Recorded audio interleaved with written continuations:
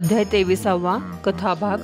रामाने आश्रमात जाऊन पाहिले तर तिथे एक अवधूत बसलेला होता।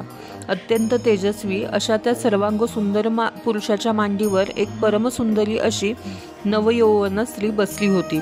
दोघेही परस्परांशी प्रेमचेष्टा करण्यात गुंग होते। राम धीटपणाने पुढे आला व कुळगोत्रासहित आपला परिचय करून दिला।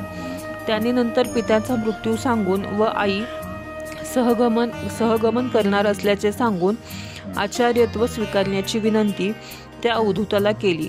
दत्त म्हणाला की तो स्वतःच अपवित्र व आचारभ्रष्ट असल्या कारणाने शास्त्र व विधी जाणत नाही। तरीही रामाने पुन्हा आग्रह करताच त्याने सांगितले की तो स्वतः मूर्ख आहे। स्त्रीमध्ये गुंतलेला, अस्पृश्य, धर्माधर्माच्या अतीत व पराधीन अशा त्याला योगदृष्टीने आधी पहावयाला शिक। त्या सरशी रेणुका पुढे झाली आणि तिने त्याच्या बोलण्यातील वर्म उकलून सांगितले। तेव्हा दत्त हसून तिला म्हणाला की ती प्रत्यक्ष आदिमाया आहे, विश्वाचा पसारा उभारणारी व स्वतः मात्र अलिप्त असणारी अशी ती एकवीरा आहे।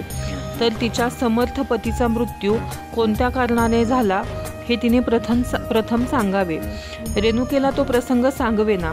मग राम पुढे झाला व दत्ताला सर्व घटना सांगितली।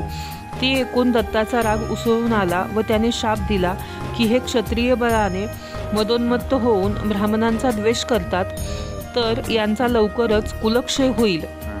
यावर रामाने आपली प्रतिज्ञा व अर्जुनाचा वध यांचा वृत्तांत सांगून त्याबद्दल क्षमा मागितल्यावर दत्त म्हणाला की त्याला मी तसाच वर दिला होता, तू फक्त निमित्ताला कारण झालास।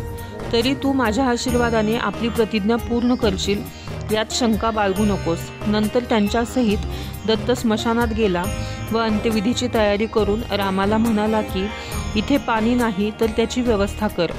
रामाने भूमीत बाण मारला व पाताळातील सर्व तीर्थ वर आणले। नंतर दत्ताने संकल्प करून चितेवर मुनींचे प्रेत ठेवले। रेणुका स्नान करून सर्व सौभाग्यालंकारासह सती जाण्यास सिद्ध झाली। त्यावेळी अनेक मुनिस्त्रियांनी व देवस्त्रियांनी तिची ओटी भरली।